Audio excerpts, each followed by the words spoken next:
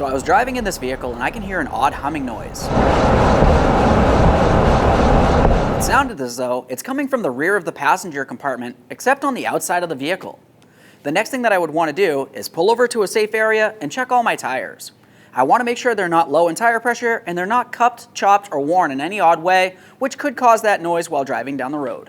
The next thing that I would want to do would be to safely raise and support so I can spin all my wheels. I'm trying to listen for that odd humming noise.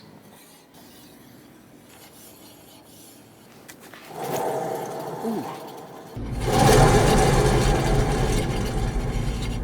Well, it looks like we found our issue. We definitely have a wheel bearing issue back here, but we need to continue our diagnosis. We're going to have to remove the wheel and the brakes. We want to make sure we give everything a thorough inspection. Once we find what we need, we're going to order it all from 1aauto.com, possibly even as a kit. Now, aside from just spinning this to try to listen for a noise, there's a couple other things we need to pay attention to for diagnosis. Other symptoms, really. If you did have an issue with the wheel bearing, you might not only hear noise, but you might feel some movement. Typically for this, you just go ahead and take hold of a wheel. You can shake it side to side or even up and down. You want to make sure that you don't feel any movement. Movement from the wheel bearing can cause several other symptoms, such as an ABS light on the dash.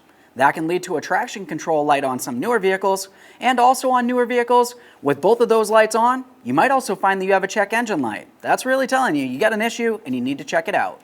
So let's take this apart and see exactly what it means.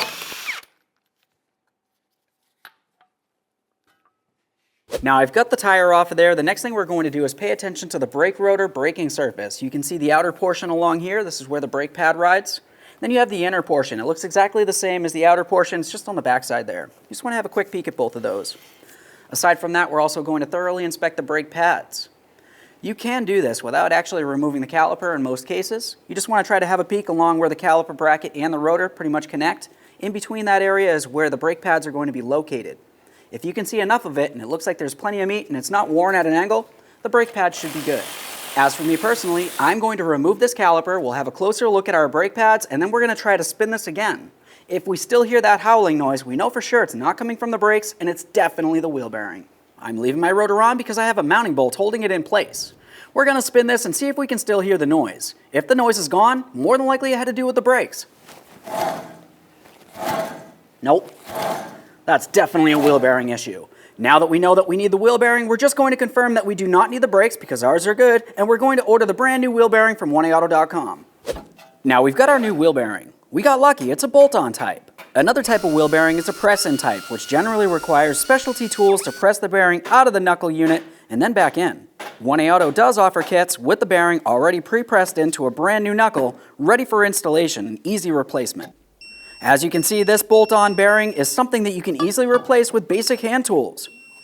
Once installed, install the brakes, the wheel, torque everything to manufacturer's specifications. Torqued. Alright, so we identified our noise as a bad rear wheel bearing on this vehicle. It was an easy replacement with a quality part from 1aauto. After you completed your installation, you want to make sure you pump up your brake pedal till it's nice and firm, take your vehicle for a road test, listen for any funny noises, and get yourself safely down to your local alignment shop. Thanks for watching.